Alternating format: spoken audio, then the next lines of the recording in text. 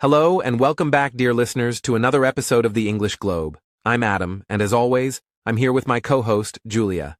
We hope you're all doing well and ready for an exciting, deep, and thought-provoking episode today. And if this is your first time listening, welcome to the Globe, where English meets global ideas. Hey everyone, I'm Julia, and we're really glad to have you with us today. Whether you're listening from Asia, Europe, Africa, or anywhere else in the world, we appreciate you being part of our learning community. Don't forget to hit the subscribe button, give us a thumbs up, and leave a comment to tell us where you're listening from. So, Julia, today's episode is going to be quite intense and fascinating. We're diving into a major event in modern diplomacy, a moment in history that grabbed the world's attention. That's right. We're talking about Donald Trump and Kim Jong-un and the unusual, unpredictable, and unforgettable relationship they built. Yes, and the big question we'll explore throughout this podcast is, was it smart diplomacy or just a political show? Because let's be honest, when these two leaders met, it wasn't just about politics. It felt like a global media event. Cameras, handshakes, historic firsts, and bold tweets. But did it lead to real progress? Exactly. And this episode is not just for political enthusiasts. It's for English learners who want to understand global issues, practice their listening, and build vocabulary with real-life topics. We're going to use clear, simple, and natural English so that all of you can follow along, even if you're just starting out. And the structure is easy.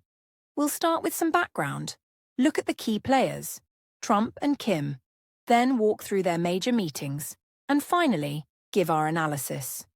By the end of the episode, we'll ask you to decide, was this diplomacy a real effort for peace, or was it just a show for the world? Let's also mention that we'll keep our tone respectful and balanced. We're not here to promote any side. We're here to guide a global audience in exploring one of the most dramatic diplomatic moments of the 21st century, and we want to help you learn English while doing it. Before we dive in, here's something we always ask our listeners to do. If you're enjoying this kind of content, please support us by subscribing to the English Globe. Your support helps us bring you more educational and engaging content every week. And we'd love to read your comments and opinions. Absolutely. Also, if you're an English learner, we want you to try something during this episode. Listen actively, repeat some phrases out loud. Try to write down new vocabulary. Pause and rewind when you need to. You don't have to understand everything perfectly. Just keep practicing. All right, now let's take a step back in time and see how this whole story began. Why did the world watch so closely when Donald Trump and Kim Jong-un started talking to each other? What made it so unusual? And what led to their historic meetings? Well, first, we need to understand the tension between the United States and North Korea. This wasn't something new. In fact, this tension has lasted for decades. It goes back to the Korean War in the 1950s and has continued ever since, with many ups and downs along the way. And for years, the idea of a US president meeting with a North Korean leader was unthinkable. Many experts believed it would never happen. The two countries had no official diplomatic relations, and North Korea was often in the news for missile tests and nuclear threats. But then came 2018. Suddenly, Donald Trump, the President of the United States, said he was open to meeting Kim Jong-un. The idea shocked the world. People asked, is this real? Is it possible? Could this bring peace to the Korean peninsula? Some were hopeful. They thought maybe this bold move could finally lead to real change.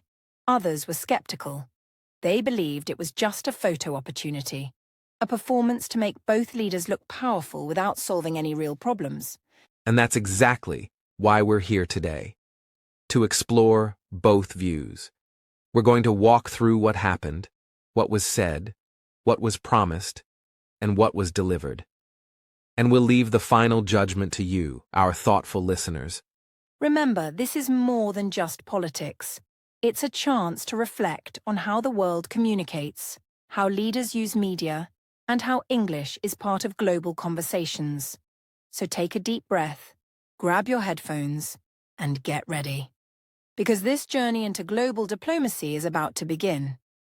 Get ready for a ride through political history, personal ego, nuclear threats, peace hopes, and a world watching closely.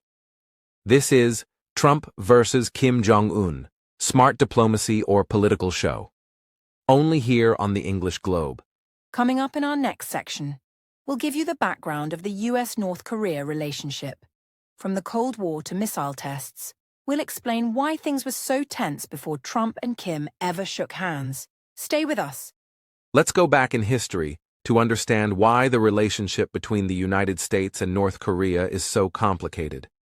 It really started after World War II when Korea was divided into two countries, North and South. The North became a communist state supported by the Soviet Union, and the South became a democracy supported by the United States. This division eventually led to the Korean War in 1950. The Korean War was a brutal and bloody conflict. North Korea invaded the South, hoping to reunify the peninsula under communism. The United States and United Nations forces stepped in to help South Korea, while China supported the North. After 3 years of intense fighting, the war ended in 1953, not with a peace treaty, but with a ceasefire. Technically, the two Koreas are still at war today. That ceasefire line is called the Demilitarized Zone, or DMZ. It's one of the most heavily guarded borders in the world. Over the years, there have been clashes, tension, and threats, but no real peace. And the U.S. has remained involved in the region, mainly by supporting South Korea with troops, weapons, and economic help. North Korea, meanwhile, became more and more isolated. Under the leadership of Kim Il-sung, and later his son Kim Jong-il, the country followed a strict dictatorship model. They controlled everything: people's lives, the media, even information from outside. And from the 1990s, their focus shifted toward building nuclear weapons. They believed this would protect them from outside threats, Especially from the United States. North Korea saw the U.S. as the biggest threat to its survival. They believed that without nuclear weapons, the U.S. or South Korea could attack and try to remove their leadership. So, their strategy became clear: develop nuclear weapons and use them as a shield and a bargaining chip in diplomacy. There was a short moment of hope in 1994 when the US and North Korea signed the agreed framework. North Korea agreed to freeze its nuclear program in exchange for aid and better relations. But the deal didn't last. Over time, both sides accused each other of not keeping promises. Political changes in the US and North Korea made things worse. In the early 2000s, things got even more tense. President George W. Bush labeled North Korea part of the axis of evil, along with Iran and Iraq. This didn't sit well with the North Korean government. They pulled out of international agreements and ramped up their nuclear program. By 2006, they had successfully tested their first nuclear bomb. From that moment on, the world became increasingly concerned. North Korea kept testing more bombs and developing missiles that could fly farther. Their goal was clear: they wanted to create a missile that could reach the US mainland. This was a turning point. The United States, Japan, and South Korea saw this as a serious and growing threat. And North Korea wasn't just testing weapons. They were showing them off. They held big military parades, showing their missiles in public. They released videos of launches. Their leader, Kim Jong-un, used these moments to send a message: we are strong, and we're not afraid. These actions were not just military, they were political statements. Meanwhile, the United States responded with harsh words, sanctions, and shows of military power. The US and South Korea did joint military exercises, which North Korea saw as preparation for war. North Korea would then respond with threats or more missile tests. This back and forth became a dangerous cycle of tension and fear. Under President Barack Obama, the U.S. followed a policy called strategic patience. This meant they would wait for North Korea to make the first move toward diplomacy. But that didn't happen. North Korea continued building its weapons, and diplomacy seemed hopeless. The world accepted that the threat was growing, and no one had a solution. By the time Donald Trump became president in 2017, the situation had reached a boiling point. North Korea had tested missiles that could possibly reach the US, and tensions were high. Trump responded with aggressive language, promising fire and fury if North Korea continued its threats. At one point, it seemed like war was a real possibility. But then, something unexpected happened. Instead of war, Trump and Kim started exchanging letters. What began as threats turned into a strange kind of communication. Trump called Kim Rocket Man, and Kim replied with his own strong words. But behind the scenes, they were preparing for something no one expected, a meeting between the two leaders. And this is where the story changes direction. For decades, no US president had ever met with a North Korean leader. It was considered too risky, too dangerous, and too unpredictable. But Trump saw it differently. He believed that personal diplomacy, face-to-face meetings, could solve what years of traditional diplomacy had failed to do. For Kim Jong-un, this was a huge victory. A meeting with the US president gave him legitimacy. It showed his people and the world that he was being treated as an equal. This boosted his image at home and made North Korea look powerful on the global stage. It was more than just politics, it was performance and power. So, the background leading up to their first meeting in 2018 was built on decades of mistrust, fear, and failed negotiations. It was a moment when two unpredictable leaders came together, not after peace talks or agreements, but after trading threats on social media and the world stage.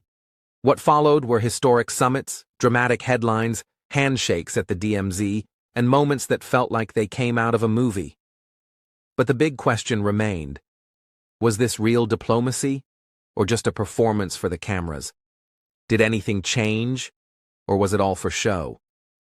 In the next section, we'll take a closer look at Kim Jong-un himself, how he came to power, what motivates him, and why the world finds him so mysterious. Understanding his character will help us answer the big question. Was he serious about peace, or just playing a role? Let's now focus on one of the central figures in this story, Kim Jong-un. He's one of the most secretive and misunderstood leaders in modern history. Even today, very little is known about his personal life. He became leader of North Korea in 2011, after the death of his father, Kim Jong-il. At that time, Kim Jong-un was young and unknown to most of the world. Many questioned if he could lead a country like North Korea. Yes, and remember, North Korea is not just any country. It's a closed society, ruled by one family for more than 70 years. Kim Jong-un is the third generation in power. His grandfather Kim Il-sung founded the country after World War II and is still officially considered the eternal president. His father continued the dynasty with absolute control. Kim Jong-un inherited a legacy of power, fear, and military focus. When he first came to power, many experts thought he wouldn't last long. He was seen as too young and too inexperienced, but he quickly proved otherwise. He moved fast to secure his power. He removed rivals, tightened control, and showed he was ready to lead with the same iron fist as his father and grandfather. In some ways, he appeared even more aggressive. He also made some surprising moves early on. He was seen in public with his wife, something unusual in North Korea's culture. He attended concerts, smiled for cameras, and even promoted some small reforms like building modern-looking buildings and allowing limited consumer goods. These actions made some people believe he might open up the country. But behind the scenes, he was strengthening his grip. One of the most shocking things he did was ordering the execution of his own uncle, Jang Song-thaek, who was a powerful figure in the government. That moment sent a clear message to anyone who might challenge his authority. He was in full control and would not tolerate disloyalty, even within his own family. Another event that shocked the world was the death of his half-brother Kim Jong-nam in Malaysia. He was killed in a public airport using a toxic chemical. Many believe this was ordered by Kim Jong-un to eliminate a potential threat to his leadership. These acts showed how far he was willing to go to protect his position and the family regime. At the same time, Kim focused on developing nuclear weapons and long-range missiles. He saw nuclear power as essential, not only for security, but also for respect. North Korea is a small country with a weak economy, but with nuclear weapons, it could force the world to pay attention. And that's exactly what happened. Under Kim's leadership, North Korea's nuclear program advanced rapidly. Between 2013 and 2017, the country conducted several nuclear tests and launched missiles that could potentially reach the United States. These actions alarmed the international community and led to new rounds of sanctions and warnings. But Kim didn't stop. One reason he pushed so hard was the belief that nuclear weapons would guarantee the survival of his regime. He saw what happened to leaders like Saddam Hussein in Iraq or Muammar Gaddafi in Libya, both removed after giving up their nuclear ambitions. Kim believed that if he kept his nukes, no one could attack him without great risk. And he used his nuclear power as leverage. It wasn't just about defense, it was a strategy. If he could build enough strength, he could bring the United States to the table and demand respect. He wanted direct talks with the American president, something no North Korean leader had achieved before. That became part of his image, a bold leader challenging the world. Interestingly, Kim also understood the power of media and performance. He often appeared in front of massive crowds, smiling confidently, wearing Western-style suits. He even smoked cigarettes during missile tests. These images were carefully crafted. He wanted to look modern, powerful, and in control, not just to the world, but to his own people. Still, life inside North Korea remained extremely difficult. The country suffers from poverty, isolation, and strict rules. The media is fully controlled. There is no internet access for the general public. People cannot speak freely or leave the country. But the leadership presents a different image, one of unity, strength, and national pride. So by the time Donald Trump entered the scene, Kim Jong-un had already built a strong foundation. He had survived power struggles, developed nuclear weapons, and captured the world's attention. He was ready for something new, a dramatic move that could shake global politics. And when Trump offered a meeting, Kim saw the opportunity. What made it even more interesting is that both leaders were known for being unpredictable. Trump had his own way of doing diplomacy, and Kim had already changed the rules in his own country. Their meeting was like a clash of strong personalities, big egos, and global expectations. And Kim was prepared to take full advantage of the spotlight. For Kim, meeting with Trump wasn't just about peace, it was about power. It showed that he had succeeded where his father and grandfather never could. He had forced the most powerful country in the world to sit down with him. And that image alone gave him political credit both inside and outside North Korea. So to understand the Trump-Kim summits, we must understand who Kim Jong-un is. A leader shaped by family legacy, survival politics, and a powerful desire for recognition. He's both feared and admired in his country, but seen as a threat in much of the world. And yet, he managed to become a major figure in global diplomacy almost overnight. This background gives us important insight into his motivations. When he shook hands with Trump in front of global media, it wasn't just about negotiation. It was about identity, strength, and legacy. It was about proving that he and his country deserved a seat at the world's most powerful table. Coming up next, we'll take a closer look at the other half of this diplomatic drama, Donald Trump. We'll explore his background, his approach to foreign policy, and why he chose to meet with Kim when no other US president had done so. Stay with us as the story unfolds. To understand the Trump-Kim meetings fully, we have to look at who Donald Trump is, not just as a president, but as a personality. Unlike most politicians who rise through years of government service, Trump came from the business and entertainment world. He was a real estate developer, billionaire, and TV celebrity before stepping into politics. That background made his presidency very different from anything America had seen before. Yes, and that's exactly what many of his supporters liked. Trump wasn't a traditional politician.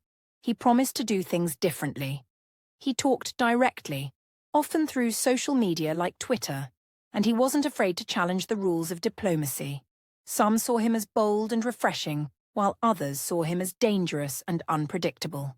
Either way, he changed how people saw American leadership on the world stage. Before entering politics, Trump had spent decades building hotels, casinos, and luxury buildings with his name on them. He became famous through his reality TV show, The Apprentice, where he sat at a boardroom table and judged people's decisions. This image of a powerful deal-maker became part of his public identity. When he ran for president in 2016, he promised to use that same deal-making skill in international affairs. He called it America First. That meant focusing on U.S. interests above all else, whether in trade, immigration, or diplomacy. He criticized past leaders for being too soft or giving too much away. Trump believed that tough talk, strong positions, and personal meetings could bring better results. That approach worked well with his supporters, who wanted someone to stand firm and act boldly on the world stage. And when it came to North Korea, Trump followed that same model. In 2017, just months after taking office, he faced one of his biggest foreign policy challenges, Kim Jong-un's growing nuclear and missile program. North Korea was testing weapons rapidly, and some of their missiles could possibly reach parts of the United States. The danger felt very real. At first, Trump reacted with fierce words. He threatened North Korea with fire and fury like the world has never seen. He mocked Kim, calling him Little Rocket Man.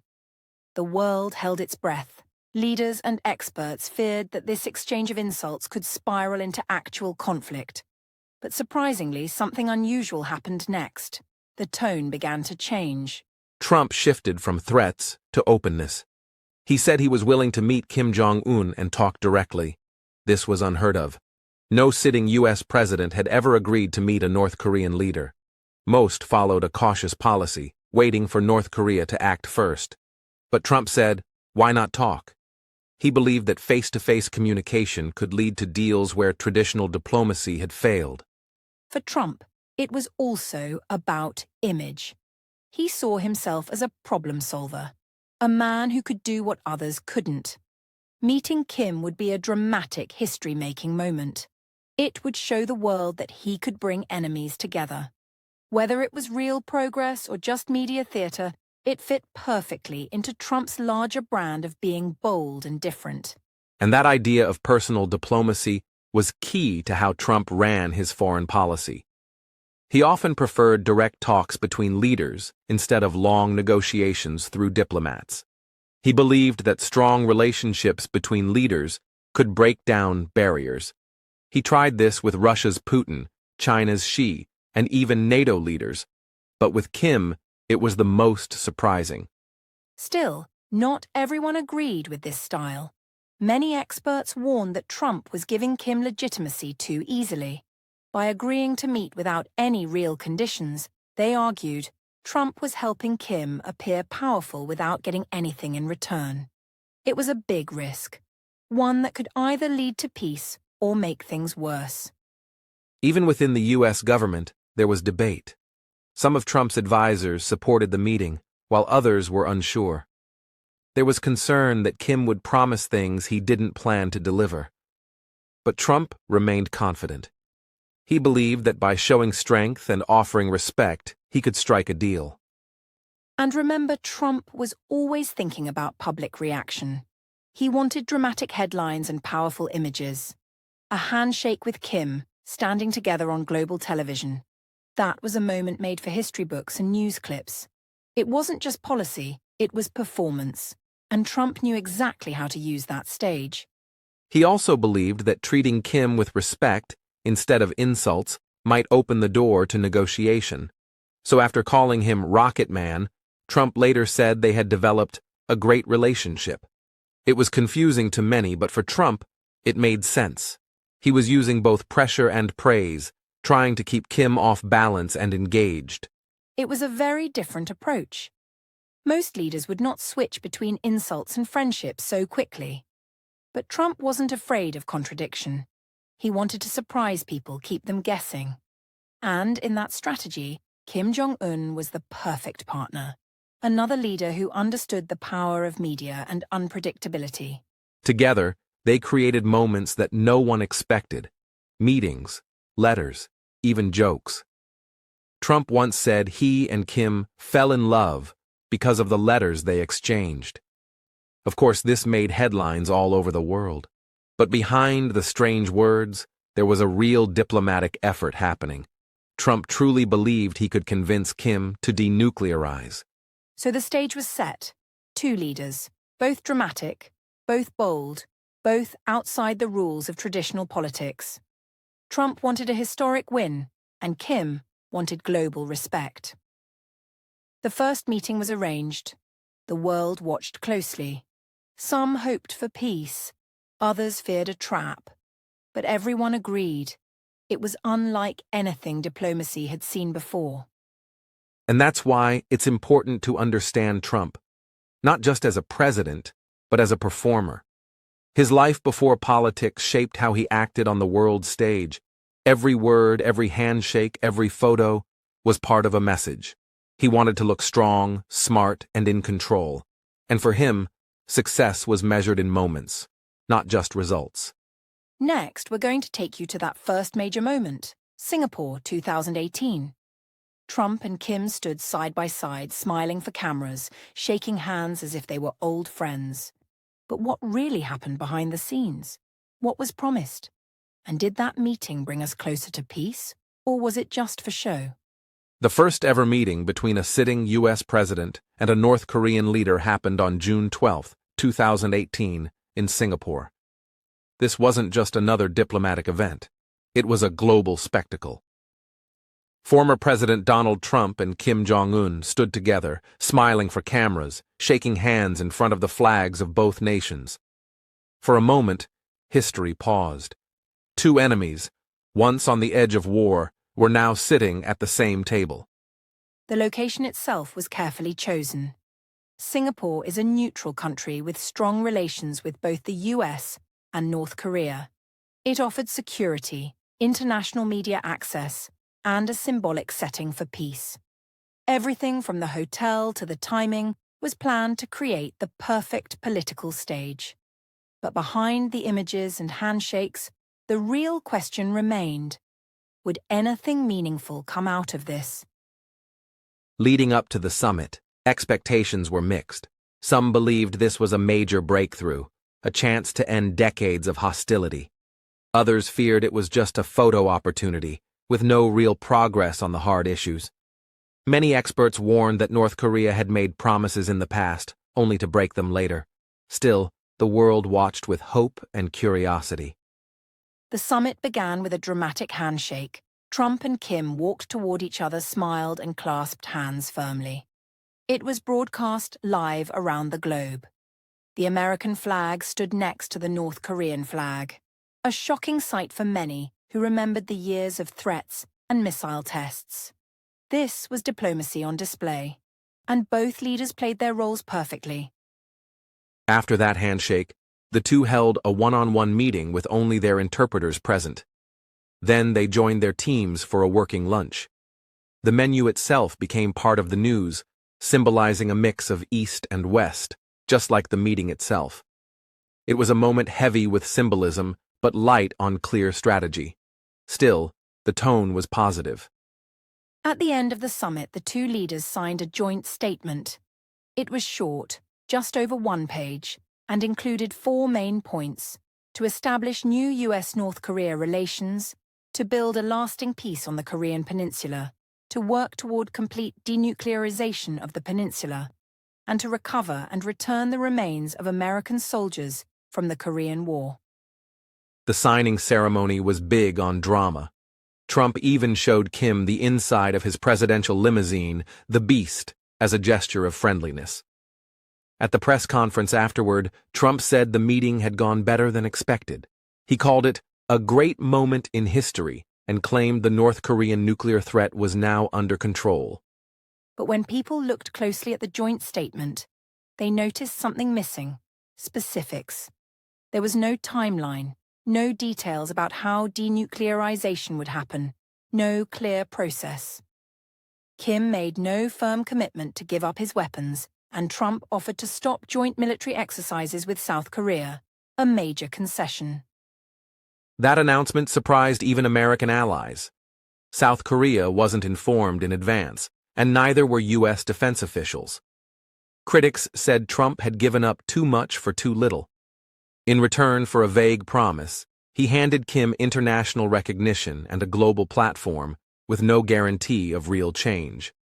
Still, the reaction was mixed. Supporters of Trump praised him for breaking through decades of deadlock. They believed that starting a conversation was better than continuing threats. They said diplomacy had to begin somewhere, and Trump was the only one bold enough to take that first step. For them, the summit was a win. Others were skeptical. They said Kim got everything he wanted: photos, respect, attention, without giving up anything concrete. North Korea didn't stop its missile development. In fact, satellite images later showed that it continued working on missile sites.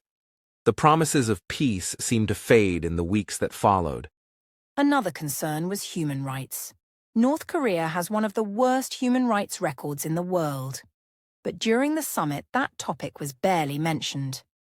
Trump said he brought it up briefly, but there was no public pressure on Kim to improve conditions in his country. Critics called this a missed opportunity to demand justice for the North Korean people. Even so, both Trump and Kim called the summit a success. Trump tweeted that there is no longer a nuclear threat from North Korea. Kim returned home as a hero, shown on state TV waving and smiling. His government told citizens that the world now respected North Korea as an equal to the United States.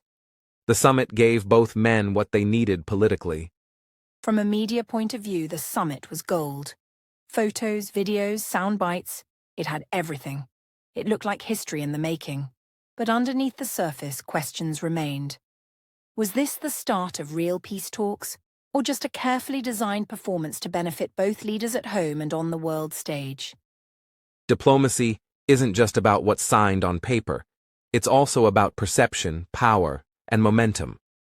The Singapore summit created a moment of global attention, but it didn't resolve the deep issues between the two nations. There were no nuclear weapons dismantled, no inspectors allowed in, and no timeline set. Even so, the world hoped. People wanted peace, especially in South Korea and Japan, where the fear of conflict is very real. Citizens in those countries wanted to believe that the handshake in Singapore meant fewer missiles flying overhead. They wanted to believe that history had taken a new turn. And to be fair, that moment did matter. For the first time in 70 years, the leaders of the United States and North Korea had sat down together and talked. That alone was a break from the past. Whether it was real progress or just a pause in tensions, it changed the way diplomacy with North Korea was seen. So, what did we really get from Singapore? A bold move, a powerful image, and a simple agreement. But not the deep steps needed to achieve peace or denuclearization. The world had to wait and see what would come next. Would there be follow-up meetings? Would either side keep their word? In the next section, we'll travel to 2019 and talk about the second Trump-Kim summit held in Hanoi, Vietnam. Expectations were higher, the stakes were greater, and both leaders had more to prove. But this time, things didn't go as planned. After the historic summit in Singapore, many hoped the momentum would continue. The second meeting between Donald Trump and Kim Jong-un was set for February 27th to 28th, 2019, in Hanoi, Vietnam. Expectations were even higher this time. Both leaders promised to build on their previous progress. Vietnam was a symbolic choice, a communist country that transformed its economy and opened up to the world. It seemed like the perfect backdrop for further diplomacy. Absolutely, Adam. The Hanoi summit was meant to be the moment when the vague promises from Singapore became concrete agreements. The world wanted to see real steps towards denuclearization and peace. Yet, from the very beginning, the talks were tense. There was a clear gap between what the US expected and what North Korea was willing to give up. Both sides entered the summit with different priorities and demands. The core issue was denuclearization. The United States wanted North Korea to dismantle its nuclear program completely, including its main nuclear facilities. But Kim Jong-un was asking for relief from the crippling sanctions that had damaged his economy. North Korea wanted guarantees that their security would be protected before giving up their nuclear weapons. This created a deadlock right from the start. Reports from the negotiations indicated that the discussions were difficult and sometimes frustrating. The US team, led by Secretary of State Mike Pompeo, insisted on a big deal: complete, verifiable, and irreversible denuclearization. Meanwhile, North Korea proposed a phased approach, starting with the closure of the Yongbyon nuclear facility, but without fully dismantling its entire arsenal. One of the biggest surprises was how quickly the talks fell apart. After just 2 days, the summit ended abruptly with no agreement and no joint statement. Trump later said the reason was that North Korea wanted all sanctions lifted immediately in exchange for shutting down Yongbyon. The US refused, saying it was too little, too late. This sudden breakdown shocked many observers. After the fanfare of Singapore, it seemed like progress had stalled completely. Both sides blamed each other. North Korea accused the US of being unreasonable and stubborn, while the US described North Korea as unwilling to make serious concessions. The diplomatic honeymoon was over. But the Hanoi summit wasn't just a failure. It revealed the deep complexity of the issues at hand. Denuclearization is not a simple process. North Korea sees its weapons as vital to survival, while the US demands full disarmament without trust. Neither side was ready to compromise on their core interests. Another important point was the communication style between Trump and Kim. Unlike in Singapore, the Hanoi talks were more formal and structured. There were fewer public smiles and more closed-door negotiations. This showed that diplomacy is not always glamorous. It's often a slow, difficult, and messy process. Despite the failure to reach a deal, both leaders tried to keep a positive tone. Trump said he had a very good relationship with Kim and left open the possibility of future meetings. Kim also emphasized that he remained committed to dialogue. This suggested that while the Hanoi summit was a setback, it was not the end of diplomacy. However, after Hanoi, progress on denuclearization basically stopped.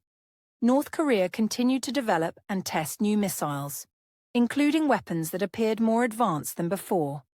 They also conducted short-range missile tests, which they argued were allowed under the agreements. This increased tensions once again. In Washington, critics of Trump's approach grew louder. They argued that the US had given too much away without securing real concessions. Some said the administration's focus on photo opportunities and personal diplomacy came at the expense of detailed planning and preparation. They worried that North Korea was using the meetings to delay and divide the international community.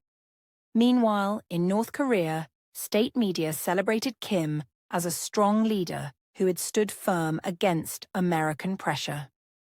The failure to reach a deal was portrayed as a victory, proof that North Korea would not surrender its sovereignty or security.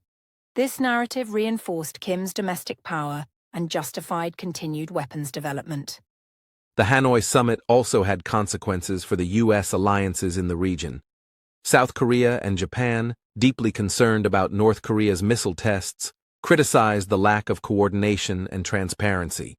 They wanted a stronger, united front against North Korea's provocations, and worried that Trump's negotiations undermined that unity. By mid-2019, it was clear that diplomacy with North Korea had reached a stalemate. The personal relationship between Trump and Kim remained unusual but did not translate into concrete results. The international community faced the difficult reality that solving the North Korean nuclear problem would require more than summits and media moments. The Hanoi summit taught the world an important lesson: that diplomacy requires patience, trust, and detailed agreements, not just dramatic gestures. It also showed that North Korea's demands were deeply rooted in their security concerns. Any progress would need to address those concerns seriously. Looking back, the Hanoi talks remain a crucial chapter in modern diplomacy. They highlight the challenges of negotiating with a secretive and determined regime. And they show that even the most powerful leaders can struggle to find common ground when decades of mistrust exist. In the next section, we'll explore the dramatic moment when Trump and Kim met at the Korean Demilitarized Zone, the DMZ. It was a powerful symbol, but did it lead to real change? Stay tuned.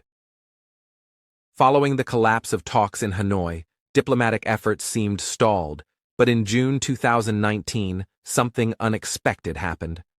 Donald Trump became the first sitting U.S. president to step foot into North Korea when he met Kim Jong-un at the Korean Demilitarized Zone, or DMZ. This meeting was short but powerful, loaded with symbolism. For decades, the DMZ has represented division, hostility, and tension. Suddenly, it became a place of historic diplomacy. That's right, Adam. The DMZ is one of the most heavily fortified borders on the planet. It's nearly 2.5 miles wide, filled with fences, landmines, and armed guards. For anyone, crossing it is a huge deal. Trump's step into North Korea was shocking. It sent a message not just to North Korea but to the world, that barriers, even the most dangerous ones, could be crossed.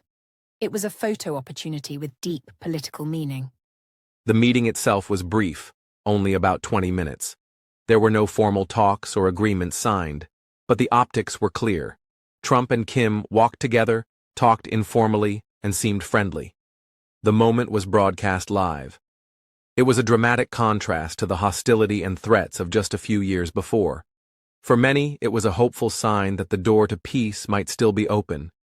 Yet, while the moment captured global attention, critics questioned what it actually meant for progress. There was no follow-up plan announced and no clear next steps. Some argued that it was another photo op, designed to maintain momentum in a stalled process. The real issues, denuclearization, sanctions, security guarantees, remained unresolved. It's important to understand that symbolism plays a huge role in diplomacy, especially with North Korea. The regime values respect and recognition above almost anything. By welcoming Trump onto their soil, Kim gained a powerful victory in terms of prestige. It reinforced his image at home as a strong leader capable of dealing directly with the U.S. president. On the American side, Trump used the moment to showcase his unique approach to diplomacy. He framed it as a breakthrough and proof that his style, bold, unconventional, and personal, was effective. He emphasized his personal relationship with Kim, describing it as warm and productive. Yet, many wondered if such moments without concrete agreements were enough. The DMZ meeting also highlighted the limits of personal diplomacy. While a handshake and a stroll across a border are memorable, real peace requires detailed negotiation, verification, and trust-building measures. These steps take time, effort, and cooperation from many parties, not just two leaders. Meanwhile, tensions in the region remained high. North Korea continued to test short-range missiles and criticized joint U.S.-South Korea military exercises. These provocations suggested that despite the warm gestures, the underlying conflicts had not been resolved. The DMZ meeting did little to change that reality. For South Korea, the DMZ moment was bittersweet. While they welcomed any effort to reduce tensions, they also feared being left out of crucial discussions. The alliance between South Korea and the US is vital for regional security, and sidelining them risked weakening that bond. Moreover, many in the international community saw the DMZ meeting as another example of how diplomacy with North Korea is as much about messaging as it is about substance.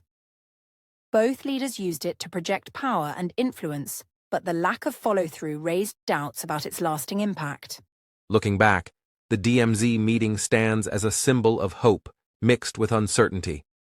It reminded the world that even the most entrenched conflicts might find moments of openness. But it also showed how fragile such moments are without concrete actions to back them up. In the following months, the diplomatic process largely stalled again. North Korea demanded sanctions relief, and the US insisted on denuclearization steps first. The cycle of tension, negotiation, and delay continued. The DMZ meeting was a brief high point, but it did not break the pattern. Still, the meeting made history. It challenged long-standing norms and opened new possibilities, even if only briefly. It showed that diplomacy can take unexpected forms, and that leadership sometimes requires symbolic gestures to keep dialogue alive. As we continue, we'll examine the later developments after the DMZ meeting, how relations evolved, the role of sanctions, and what the future might hold for US-North Korea diplomacy. The story is far from over, and the stakes remain high. After the dramatic moments of the DMZ meeting, the question on everyone's mind was simple: what comes next? The brief warmth and hopeful signs seemed to cool quickly. North Korea resumed missile tests, launching short-range ballistic missiles that many experts believed violated UN Security Council resolutions. The negotiations appeared to stall, raising doubts about the effectiveness of the personal diplomacy between Trump and Kim. That's right. The initial optimism gave way to a period marked by frustration and skepticism. While the summits and meetings had produced memorable images, they lacked concrete agreements or verification mechanisms. North Korea demanded relief from economic sanctions that had been crippling its economy, but the United States insisted on verifiable denuclearization steps first. Neither side seemed ready to compromise on these core issues. The question of sanctions was critical. The United States, along with the international community, had imposed a complex web of sanctions targeting North Korea's trade, banking, and energy sectors. These sanctions were designed to pressure Pyongyang into abandoning its nuclear program. For Kim, however, sanctions relief was not just about economics. It was about survival and sovereignty. He wanted guarantees that giving up nuclear weapons wouldn't leave his regime vulnerable. In response to the stalled talks, North Korea's rhetoric became more aggressive once again. Statements from Pyongyang emphasized self-reliance and warned of new strategic weapons in development. The regime signaled that patience was running thin and hinted at a return to more provocative actions if sanctions weren't eased. This created anxiety in Washington, Seoul, and Tokyo, all of whom wanted to avoid a return to open hostility. Despite these challenges, there were attempts at maintaining some channels of communication. Lower-level talks between U.S. and North Korean officials continued sporadically, but they failed to produce significant breakthroughs. Trust remained elusive, and the core issues of denuclearization and security guarantees were as contentious as ever. Public opinion around the world was divided. Some saw Trump's approach as a necessary break from decades of failed diplomacy, applauding his willingness to engage directly with Kim. Others criticized the administration for prioritizing style over substance, accusing it of providing North Korea with undeserved legitimacy while receiving little in return. Moreover, Trump's unconventional approach to foreign policy often left U.S. allies uncertain. South Korea, which had initially supported the summits, grew concerned about being sidelined. Japan, feeling threatened by North Korea's missile program, urged a tougher stance. The lack of a unified strategy complicated efforts to pressure Pyongyang effectively. North Korea, meanwhile, continued to develop its military capabilities. Satellite images revealed ongoing activity at missile sites and nuclear facilities. These developments underscored that despite diplomatic gestures, the regime remained committed to strengthening its deterrent. Yet, the legacy of the Trump-Kim summits isn't simply about what they failed to achieve. They shifted the conversation and brought unprecedented attention to the North Korean issue. For the first time in decades, the world saw direct engagement at the highest level. It challenged assumptions about what diplomacy could look like and opened new, if fragile, possibilities. Some analysts argue that the summits laid groundwork for future talks, even if immediate progress was limited. The relationships built between Trump and Kim, while unconventional, may have reduced the risk of accidental conflict. The meetings humanized each leader in the eyes of the other, potentially preventing escalation during tense moments. On the other hand, the summits also highlighted the limitations of personalized diplomacy. Without strong institutional support and detailed agreements, progress can be easily reversed. The focus on optics and media moments sometimes overshadowed the difficult, behind-the-scenes work needed to achieve lasting solutions. The human rights situation in North Korea also remained a glaring concern. While the summits brought attention to security issues, they largely ignored the dire conditions faced by ordinary North Koreans under the regime's strict control. Critics argue that any comprehensive approach to North Korea must address these issues alongside nuclear disarmament. As the Trump administration moved toward its final year, the future of U.S.-North Korea relations grew increasingly uncertain. The diplomatic window that had briefly opened seemed to be closing. Meanwhile, the world waited to see how Kim Jong-un would respond, whether he would continue testing and provocations or return to the negotiating table under new terms. Looking forward, the challenge remains immense. The North Korean nuclear issue is deeply intertwined with regional security, global non-proliferation efforts, and the lives of millions. Any solution requires careful balancing of diplomacy, pressure, and engagement, informed by a realistic understanding of both leaders' goals and limits. In the end, the Trump-Kim era was a bold chapter, filled with unexpected meetings, dramatic gestures, and ongoing uncertainty. It redefined how diplomacy might be conducted in the 21st century, for better or worse. And the question that remains, was it smart diplomacy or just political theater? That's a question we'll keep exploring as we continue this podcast series. For now, the story of Trump and Kim reminds us that diplomacy is a complex dance, one that requires patience, strategy, and sometimes a bit of showmanship. But it also reminds us that peace, when achieved, can come from the most unlikely places. When Donald Trump and Kim Jong-un first met, it wasn't just the United States and North Korea paying attention. The entire world watched closely, especially countries in East Asia. The region has long been the epicenter of tension due to North Korea's weapons program, and these summits stirred strong reactions from key players like South Korea, Japan, China, and Russia. South Korea's reaction was particularly significant. President Moon Jae-in, who had worked tirelessly to improve relations with North Korea, welcomed the summits with cautious optimism. Moon saw the talks as an opportunity to reduce tensions on the Korean peninsula and push for lasting peace. He even acted as a mediator in some aspects, hoping to bridge the gap between Washington and Pyongyang. Yet, while Moon was hopeful, he also faced criticism domestically. Some South Koreans worried that too much focus on personal diplomacy between Trump and Kim might sideline broader regional security strategies. They feared that Seoul's role in negotiations would be diminished, and that Trump's unpredictable style could destabilize alliances that had been built over decades. Japan's response was more wary. The Japanese government, under Prime Minister Shinzo Abe, remained deeply concerned about North Korea's missile tests and potential threats to its territory. Japan pushed for a tougher stance on sanctions and wanted any diplomatic talks to include concrete security guarantees.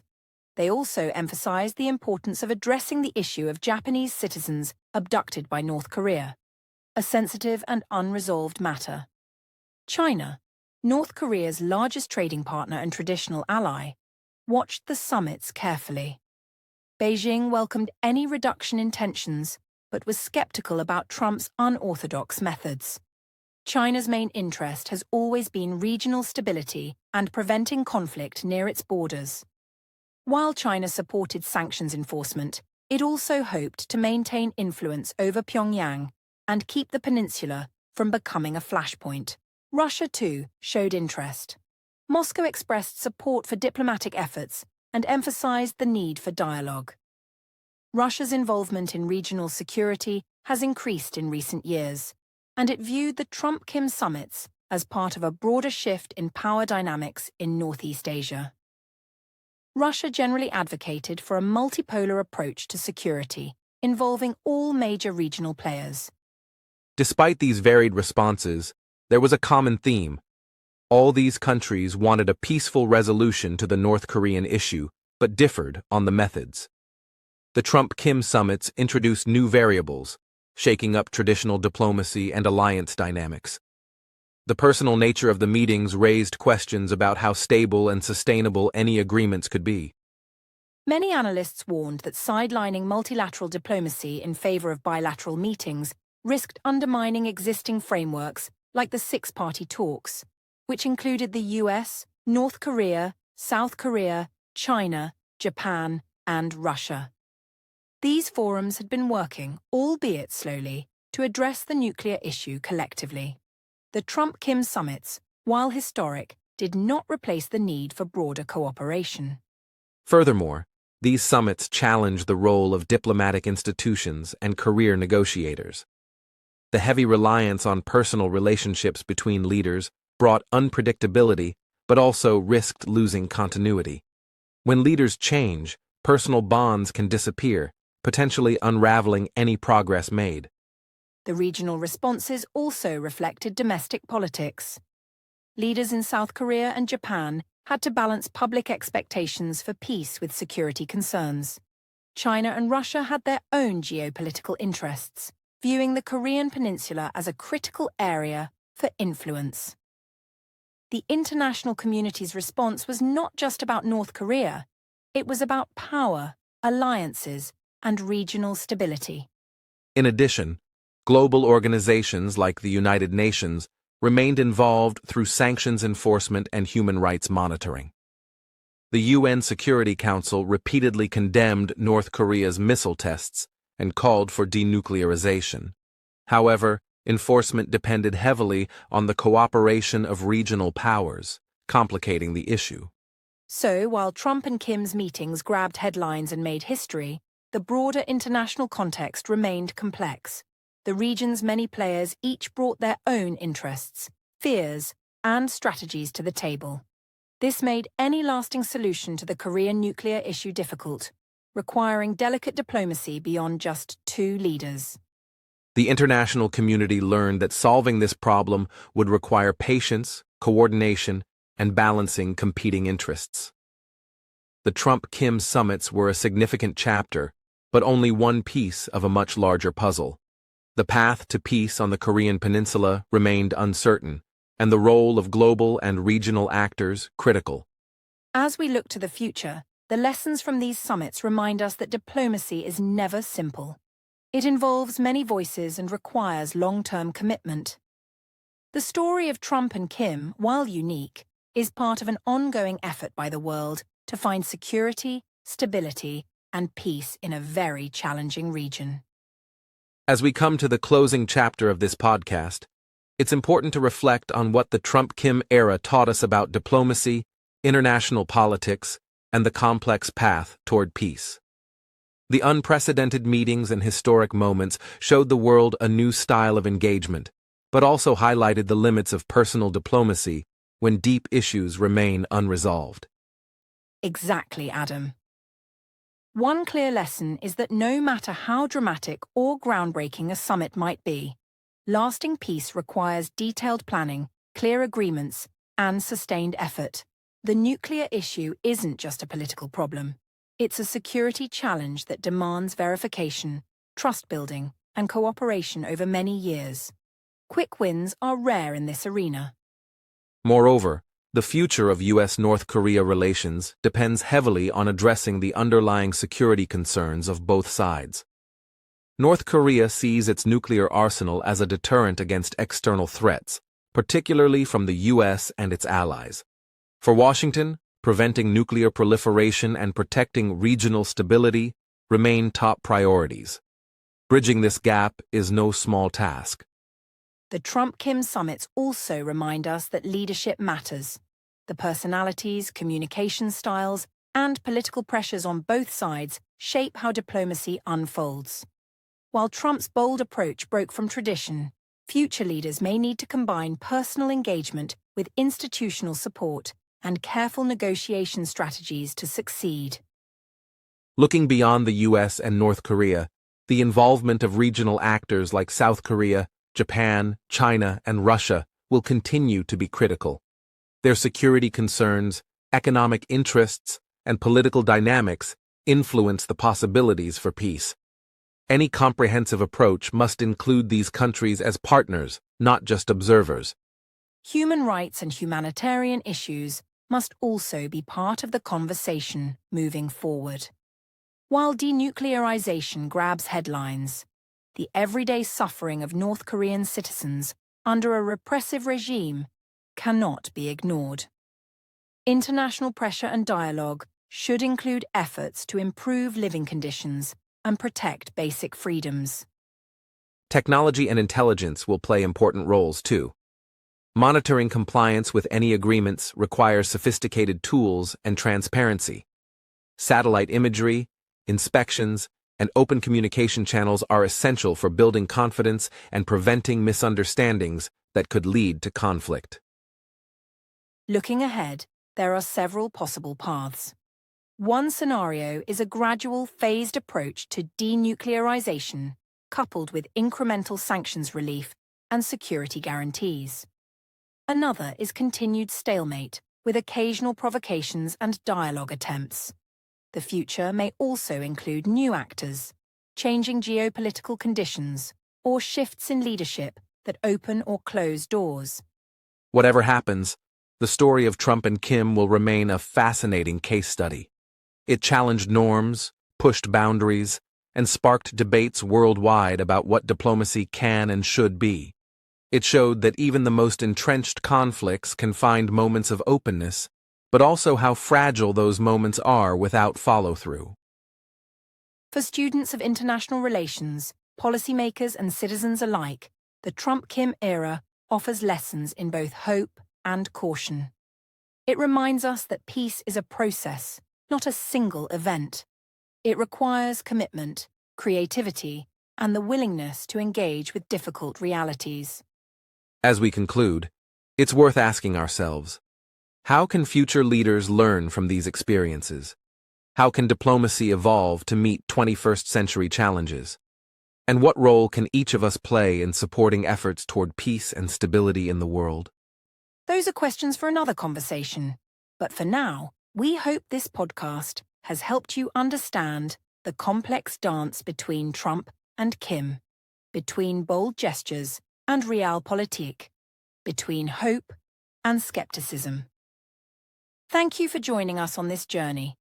If you enjoyed this episode, please like, subscribe, and share your thoughts in the comments. We'd love to hear where you're listening from and what you think about the future of diplomacy on the Korean Peninsula. Stay tuned for more episodes of The English Globe, where we explore the stories shaping our world. Until next time, keep learning, stay curious, and keep the conversation going.